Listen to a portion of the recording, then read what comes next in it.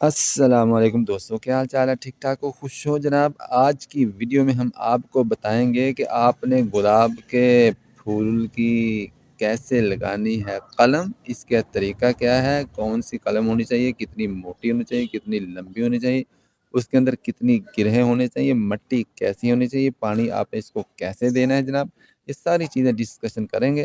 اگر آپ بھائی کے چینل کے اوپر نئے آئے ہیں تو بھائی کے چینل کو آپ خوشبو لگا کے سبسکرائب کر دیجئے، ویڈیو کو لائک کر دیجئے اور بیل آئیکن کو ضرور دبائیے۔ تو میرے دوستو، سب سے پہلے آپ نے یہ کرنا ہے کہ آپ نے جو قلم لینی ہے وہ کسی مضبوط بہترین دمدار پودے سے آپ قلم لیں۔ بہترین پودا ہونا چاہیے، مضبوط پودا ہونا چاہیے۔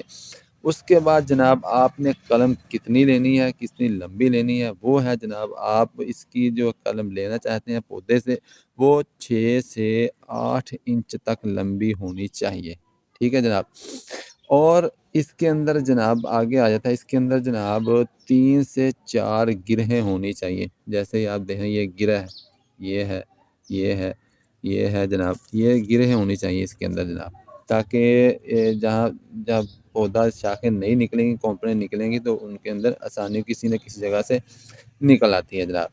پھر آپ نے جناب جب اس کو آپ نے قلم کو کاٹ لینا ہے، پھر آپ نے قلم کا جو حصہ نیچے ہے نا، اس کو جتنے بھی کانٹے ہیں یا جتنی بھی پتیاں ہیں، ٹھیک ہے، وہ پتے جتنے بھی ہیں وہ ساری آپ نے اس کو صاف کر لینا، کانٹے بھی صاف، اور یہ جو پتیاں ہیں یہ بھی آپ نے صاف کر دینی ہے۔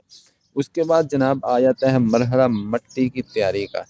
مٹی جو ہے آپ نے تیار کرنی ہے بالکل نرم بل والی ہو یا عام مٹی ہو، اس کے اندر آپ نے جناب گوبر ملا لینا، تھوڑا سا ریت اگر ملا لیں تو پھر ذرا نرم ہو جائے گی، اور اس کو نکلنے میں، اس کے جڑیں کے روٹس کے نکلنے میں اس کو آسانی ہوتی ہے۔ مٹی کے اندر آپ کھاد ڈالنا چاہتے ہیں وہ بھی ڈال سکتے ہیں، اور کھاد نہیں ہے تو آپ دیسی طریقہ استعمال کریں، گوبر ڈالیں اس کے اندر۔ اس کے بعد جناب آپ نے اس کو کتنا انچ نیچے لگانا ہے، آپ نے جو قلم لینی ہے اس کی وہ 2 سے 3 انچ آپ نے نیچے زمین کے اندر اس کو گاڑ دینا ہے۔ زمین کے اندر گاڑنے کے بعد جو ہے آپ نے اس کو تھوڑا سا تھپ تھپا دینا ہے، ٹھیک ہے، تاکہ جب ہوا ہو یا ہوا کا دباؤ ہو یا پانی کا دباؤ ہو، پانی کا بہاؤ ہو، تو وہ اپنی جگہ کے اوپر کھڑی رہے، تاکہ نیچے گرے نہیں، اپنی جگہ سے ہلے نہیں، تھوڑا تھوڑا آپ نے اس کو ہلکا ہلکا دبا دینا ہے۔ اس کے بعد جناب آ جاتا ہے اس کو پانی دینے کا مرحلہ۔ تو آپ کوشش کریں کہ اس کو پانی ہلکا دیں، اور پانی جو ہے کوشش کریں کسی فوارے کے ساتھ دیں، شاور کے ساتھ دیں، تاکہ وہ اپنی جگہ سے ہلے نہیں، اور زیادہ مٹی بالکل نرم بھی نہیں ہونی چاہیے کہ وہ آپ کی شاخ جو ہے نیچے گر جائے۔ تو آپ نے پانی جو ہے، کیونکہ سردیوں کا مہینہ نومبر دسمبر کے اندر اس کا بہترین وقت ہوتا ہے شاخ لگانے کا، موسم سرما میں، تو آپ نے اس کو، موسم سرما ہے تو آپ نے اس کو پانی زیادہ نہیں دینا۔ اگر آپ پانی زیادہ دیں گے تو پھر نیچے سے یہ گل بھی جاتی ہے، سڑ بھی جاتی ہے۔ مٹی جب آپ کی نمدار ہوگی، دمدار ہوگی، نرم ہوگی، نازک ہوگی، تو آپ کو پانی کی زیادہ ضرورت بھی نہیں پڑے گی۔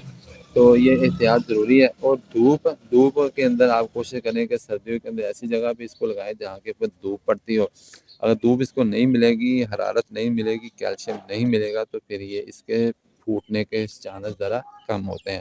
اگر آپ گرمیوں کے اندر لگاتے ہیں، وہ بھی میں آپ کو طریقہ بتاؤں گا، وہ میں نے سامنے گرمیوں کے اندر امرودوں کے تنوں کے نیچے ساتھ دیوار کے لگائے تھے، تاکہ اس کے اوپر زیادہ دھوپ نہ پڑے۔ تو یہ طریقہ کار ہے۔ نئی ویڈیو میں آپ ملیں گے، تب تک انہیں بھائی کو اجازت دیں، اور بھائی کے چینل کو خوشبو لگا کے سبسکرائب ضرور کر دیجیے گا۔ تب تک کے لیے بھائی کو دے اجازت۔ اللہ حافظ، السلام علیکم۔